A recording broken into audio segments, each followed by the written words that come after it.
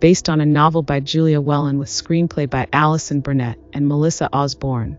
This Hollywood film, titled My Oxford Year, set majorly in Oxford, United Kingdom, is directed by Ian Morris and executively produced by Sofia Carson, also starring as Ana de la Vega and several others. The romance drama, with a runtime of 1 hour 5 minutes, released on the 1st of August, 2025, is now available for streaming on Netflix. Synopsis: Ana de la Vega, Sofia Carson, goes to Oxford for a literature program, where she encounters Jamie Davenport Corey Milreast as the professor in charge of the course. No sooner had Anna set foot to sail than there's a spark between her and her professor. But Anna might just be in for a shocker, as this ship is about to change her life forever, or maybe never. My take: it was quite the nostalgia for me seeing Corey Milreast here. He watched Shonda Rhimes' spin-off of her Bridgerton series Queen Charlotte, where he played the role of the young king, fondly called Farmer George, and how much he embodied that character.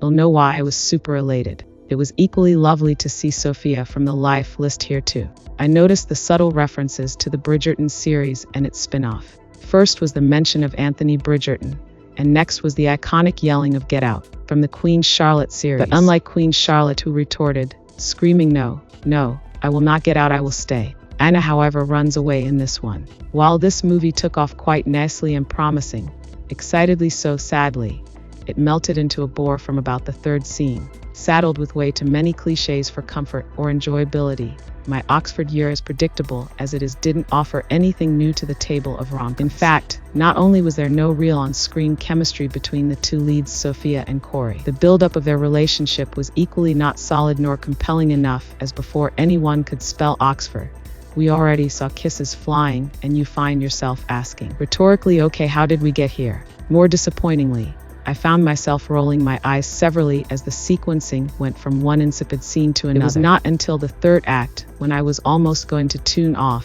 that a revelation from Jamie made me stick around to finish the film.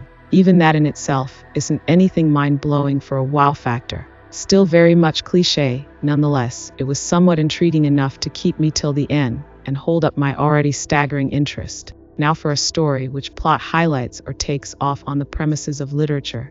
The dialogues aren't so educational, well, except for 1 or 2 occasions where Anna talks about a theory from a book which appears to challenge the love certain men express to their women, positing that it only lasts about 6 months, and how this links up to Jamie's situation as a metaphor. This movie, from the title, apparently was meant to be 100% centered on Anna. Not impressive how it completely drifted as it experienced a paradigm shift, focusing more on Jamie as the movie progressed. It almost scratched that. It certainly became about him and his daddy issues till the end. Its duration, which could have been slashed or made at least 30 minutes shorter, the film lost half the time before managing to get into the nitty-gritty of the story. Performance-wise, and interpretation of role here had me a wee bit underwhelmed as opposed to what I expected, especially from the two leads. Nevertheless, the character that showed real emotions for me in this movie is Jamie's dad, Mr. William Davenport. He expressed the characteristics of a loving father estranged from his son. Although this aspect of the story was carried along from the beginning of the film in terms of direction and dialogue, it still felt detached for how it was executed. Conclusion: for a rom-com, this movie had huge prospects to be very interesting, engaging, relatable, and entertaining, but there were no fireworks in the skies of romance nor butterflies in the garden of love talks. It was just bland in my opinion. Verdict: 3/10.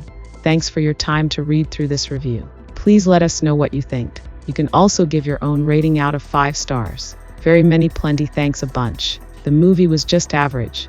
I just like the literature, inclusiveness, and Sofia Carson is a damn good actress. I started it some days back, and I'm yet to complete it. I keep dozing off each time.